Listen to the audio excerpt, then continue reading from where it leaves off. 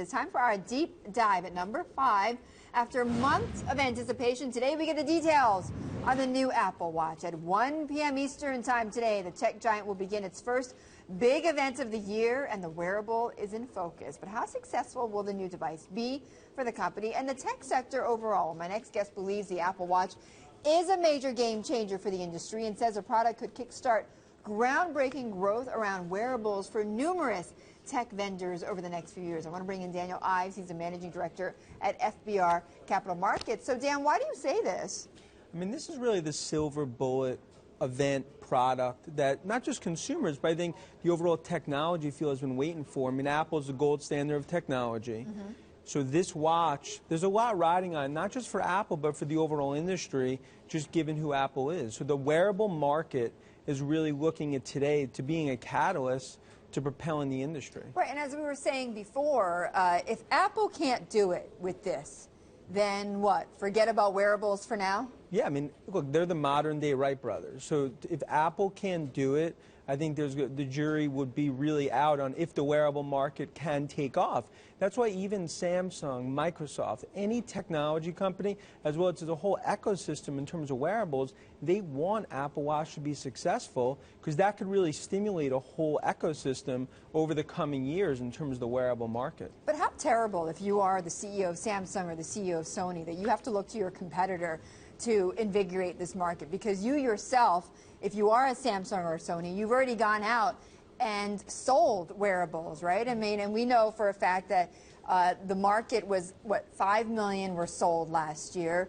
Pebble, the inventor of the smartwatch, you could say, has sold only 1 million since 2013. So kind of like, how pathetic that you have to actually get your rival to start this market. I think they look in the mirror and they have to recognize the reality is Apple is just miles ahead in terms of just the overall technology, and they are a core leader in this market.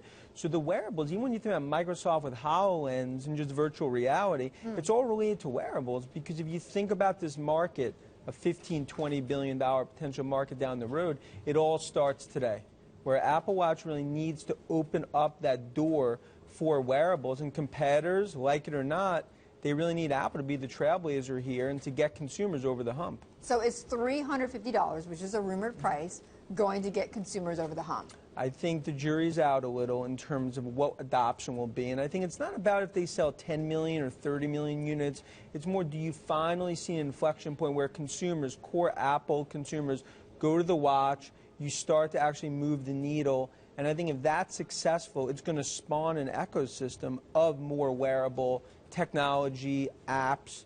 But Apple really, as we've seen, through the last decade plus, right, it's hard to argue with what they've done. That's why a lot of people are viewing this wearable event as a huge inflection point in the industry. Now, you mentioned that, the projections are what they could sell 10 to 15 million of these watches. I know Apple itself is going into production, it seems, with about 5 to 6 million of these watches. But, Dan, all of that is nothing compared to the 74.6 million iPhones that they sold in just the last quarter. It's not even the bread at the restaurant. It's maybe right, the olive oil at the bread at the restaurant. Right. And so that's why it's not necessarily about if it's moving the needle from a revenue perspective. It's about, does this open up a whole new category of technology?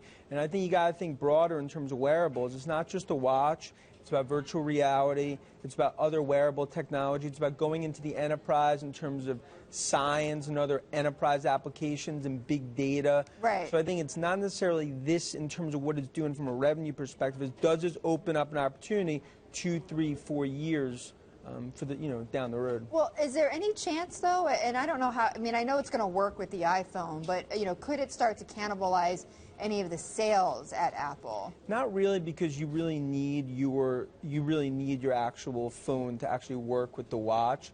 So I think that's something that they already thought ahead in terms of any cannibalization effect. I think when you look at some of the other technology out there, there could be some cannibalization. But at this point for Apple, it would be more incremental, and for the industry in terms of this wearable technology. And that's why if we look out next 6-9 months, it's really going to be key for the industry if this is successful, and that's really what a lot of investors are looking at as well. And success for you in this watch is going to be what? That it has a long battery life, that it has lots of apps to be loaded on it. I mean, what would it be? Well, first is the event just showing that the use cases as well as the actual technology is enough that consumers are going to line up in the Apple Store and they're actually going to buy this technology. And then the actual success will be measured in terms of technology, but really in terms of unit growth. I mean, you start to get that 10, 15, 20 million.